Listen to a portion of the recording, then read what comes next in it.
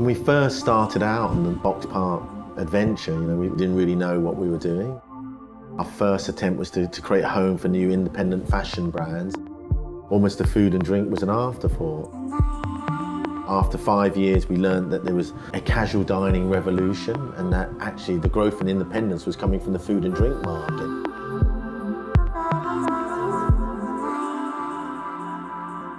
I joined Boxpark in 2012 during the Olympic times. I saw the advertisement in Boxpark for a unit, and AG came down to visit me at our old place. That was it, man. Within the next month, we was in Boxpark trading.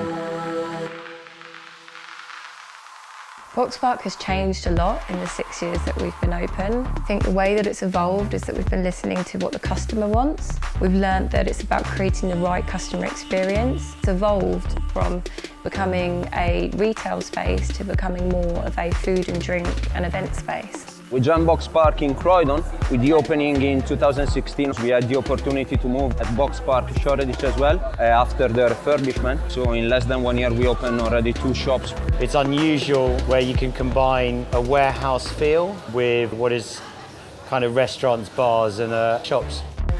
Just looking back and seeing just the scale and volume of stuff we've achieved in this first year has been absolutely outstanding. We've done something like 260 plus events.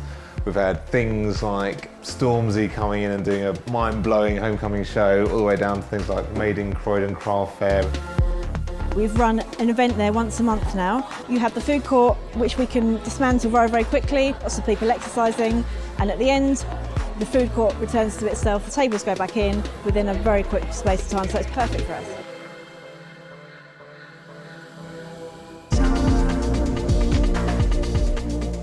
Boxpark Croydon, you saw leaps and bounds evolution of Boxpark Shoreditch. If Boxpark Shoreditch was 1.0, Boxpark Croydon was not 2.0, not 3.0, it was 5.0. It sort of massively moved on. That was the sort of first iteration of Boxpark that was inward facing. It was the first one that was solely F&B, and it was the first one to create this kind of public space. I think the environment lends itself well to all walks of life, and it's what appeals to us from the perspective of a promoter. It allows us to program music that suits different types of scenes, different age groups, different people, different locations. Boxpark has established itself as a really cool place to be and a really cool brand. So people know Boxpark and they come to be part of it and to enjoy the vibe and the food and the music and everything that's happening in this space.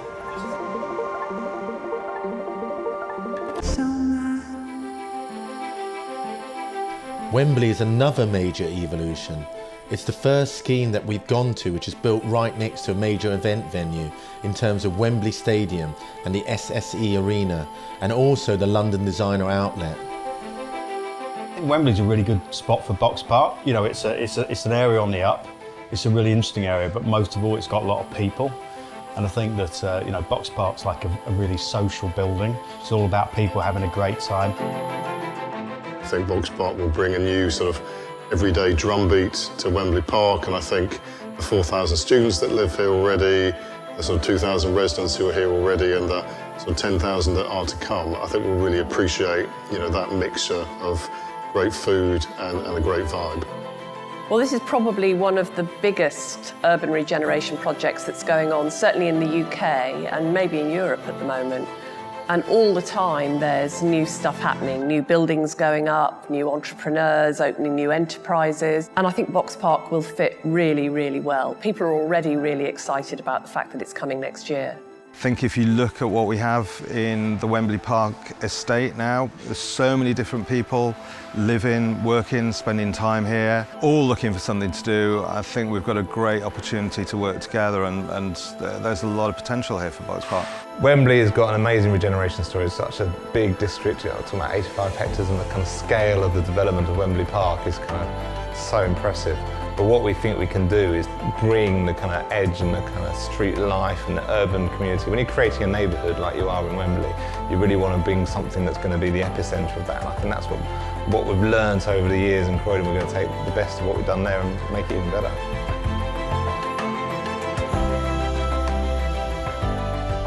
These events help support the tenants like the F&B operators within there, and they're destination-led. You know, it's building a brand new event space that doesn't exist currently in Wembley. Wembley's synonymous with the large, massive 10,000 plus shows. This will facilitate a sort of intermediary to up to 2,000 shows, and I think it's a huge draw.